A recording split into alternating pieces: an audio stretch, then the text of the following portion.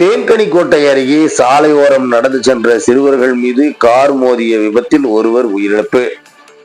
கிருஷ்ணகிரி மாவட்டம் தேன்கனிக்கோட்டை அருகே சாலையோரம் நடந்து சென்ற சிறுவர்கள் மீது கார் மோதிய விபத்தில் ஒருவர் உயிரிழந்த நிலையில் மற்றொருவர் சிறுவன் மருத்துவமனையில் அனுமதிக்கப்பட்டு சம்பவத்தை சோகத்தை ஏற்படுத்தியுள்ளது. கிருஷ்ணகிரி மாவட்டம் தேன்கனிக்கோட்டை அடுத்த தடிக்கல் கிராமத்தை சேர்ந்த சுரேஷ், இவருக்கு ரமேஷ் 14 வயது மற்றும் தினேஷ் 5 வயது மகன்கள் உள்ளனர்.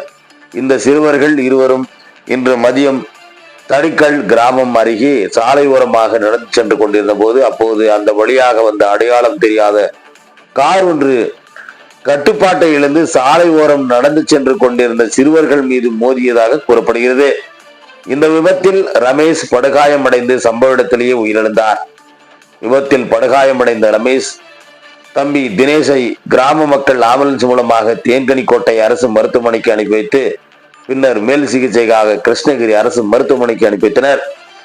இந்த விபத்து குறித்து தகவல் அறிந்த கிளமங்கலம் போலீசார் சம்பவ இடத்திற்கு விரைந்து சென்று விசாரணை மேற்கொண்டு விபத்துக்கான காரணம், அடையாளம் தெரியாத கார் பற்றி விசாரித்து வருகின்றனர். இந்த சம்பவம் அந்த பகுதியில் பெரும் பரபரப்பை ஏற்படுத்தியுள்ளது என்பதும் குறிப்பிடத்தக்கது.